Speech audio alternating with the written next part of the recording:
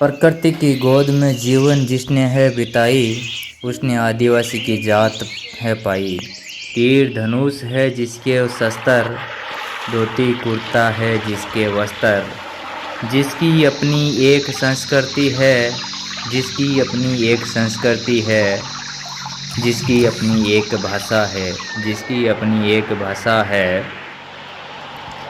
जिसकी अलग है अपनी पहचान, जो जटिलता से है अनजान। जिसकी अलग है अपनी पहचान, जो जटिलता से है अनजान। जो जंगल में निवास करते हैं, जो जंगल में निवास करते हैं, पेड़ों और पक्षियों से बात करते हैं, पेड़ों और पक्षियों से बात करते हैं। जल जंगल ज़मीन रहा है जिसका जो प्रकृति का रखवाला। जल जंगल ज़मीन रहा जिसका जो प्रकृति का रखवाला है।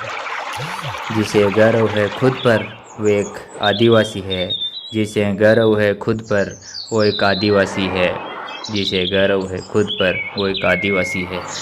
भारत के आदिवासी समुदाय ने जल जंगल ज़मीन, अस्मिता और संस्कृति अस्तित्व के लिए जो संघर्ष किया है, भारत के आदिवासी समुदाय ने जल जंगल ज़मीन, अस्मिता, संस्कृति और अस्तित्व के लिए जो संघर्ष किया है, वह केवल इतिहास के पन्नों में नहीं सिमटा, वह केवल इतिहास के पन्नों में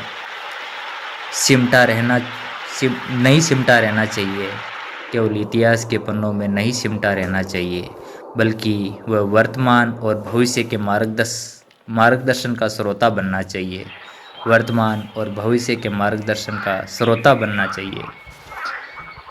एकता में है शक्ति, एकता में है शक्ति। आदिवासी समाज का सबसे बड़ा बल उसकी एकता थी। आदिवासी समाज का सबसे बड़ा बल उसकी एकता थी। लेकिन आज विभिन्न जातीय समूह, क्षेत्र, अस्मिताओं और धार्मिक पहचानों में बंटकर हमने अपनी सामूहिक ताकत को कमज़ोर कर दिया है। लेकिन आज विभिन्न जातीय समूह, क्षेत्रीय अस्मिता और धार्मिक पहचानों में बंटकर हमने अपनी सामूहिक एकता को कमज़ोर कर दिया है। हमें ये समझना होगा कि भील, गोंड, संथाल या मीणा केवल पहचान के नाम है। भील, गोंड, संथाल या मीणा, ग्रासिया केवल पहचान के नाम है। लेकिन हमारा असली लक्ष्य एक जंगल, जल, जमीन का संरक्षण है। हमारा असली लक्ष्य जल, जंगल, जमीन का संरक्षण है और सामाजिक अस्मिता का सम्मान है। सामाजिक अस्मिता का सम्मान है। नेतृत्व और राजनीतिक आदिवासी नेतृत्व को अपनी राजनीति और संगठनों को व्यक्तिगत लाभ से ऊपर उठाकर समाज के सामूहिक हित में लगाना होगा। व्यक्तिगत लाभ से ऊपर उठाकर समाज के सामूहिक हित में लगाना होगा। भील, बिरसा मुंडा, सिद्ध कान्हू जैसे महानायक हमें ये सिखाते हैं कि नेतृत्व का मकसद त्याग और समाज सेवा होना चाहिए। नेतृत्व का मकसद त्याग और समाज सेवा होना चाहिए, न कि स्वार्थी राजनीति, न कि स्वार्थी राजनीति। शिक्षा और जागरूकता आदिवासी समाज को शिक्षा के क्षेत्र में जागरूक होना होगा। शिक्षा और जागरूकता आदिवासी समाज को शिक्षा के क्षेत्र में जागरूक होना होगा। केवल औपचारिक शिक्षा नहीं, बल्कि अपनी भाषा, सांस्कृतिक और इतिहास की शिक्षा को प्राथमिकता देना होगा। अपनी भाषा और शिक्षा को प्राथमिकता देना होगा। केवल औपचारिक शिक्षा ही नहीं, बल्कि अपनी भाषा, संस्कृति और इतिहास की शिक्षा को प्राथमिकता देना होगा। हमें अपनी मातृभाषाओं, लोक कथाओं और परंपराओं को बचाना होगा। हमें अपनी मातृभाषाओं और लोक कथाओं और परंपराओं को बचाना होगा। आत्मनिर्भरता और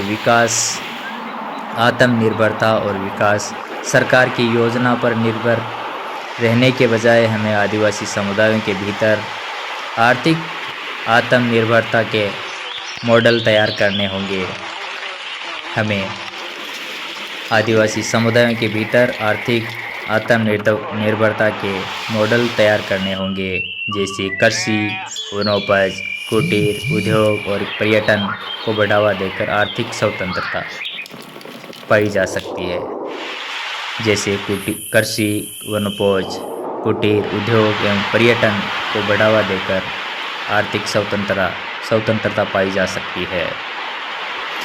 एक साझा मंच का निर्माण ज़रूरत है। एक साझा मंच के निर्माण की ज़रूरत है। सभी आदिवासी समूह एक साझा मंच पर आए, जहां गोंड, भील, संथाल, मीणा या किसी अन्य समूह की पहचान को सम्मान दिया जाए, लेकिन समूह लक्ष्य को सर्वोपरि रखा जाए। जल, जंगल, जमीन का संरक्षण, आदिवासी जीवन शैली हमेशा प्रकृति के साथ संतुलन में रही है। आधुनिक विकास के नाम पर जंगलों की कटाई, नदियों का देहांत और आदिवासियों का विस्तारण हमारे अस्तित्व को संकट खड़ा कर रहा है। हमें संगठित होकर अपने प्राकृतिक संसाधनों की रक्षा करनी होगी। आदिवासी अस्मिता का सम्मान, सरना धर्म, गोंडवाना, भील प्रदेश जैसे मुद्दे सार्वत्रिक अस्मिता के जुड़े हैं। हमें इन पहचानों का सम्मान करते हुए उन्हें विभाजन का कारण नहीं बनने देना चाहिए। आदिवासी समाज की ताकत उसकी संस्कृति और संघर्षशीलता है। हमें बिरसा मुंडा, तांत्या भील, रानी दुर्गावती जैसे महापुरुषों के विचारों को अपनाकर एक मजबूत और एकजुट आदिवासी समाज का निर्माण करना होगा। एकता, शिक्षा, आत्मनिर्भरता और नेतृत्व, यही हमारे समाज का पुनर्निर्माण के 4 स्तंभ होने चाहिए। जय जोहार, जय आदिवासी।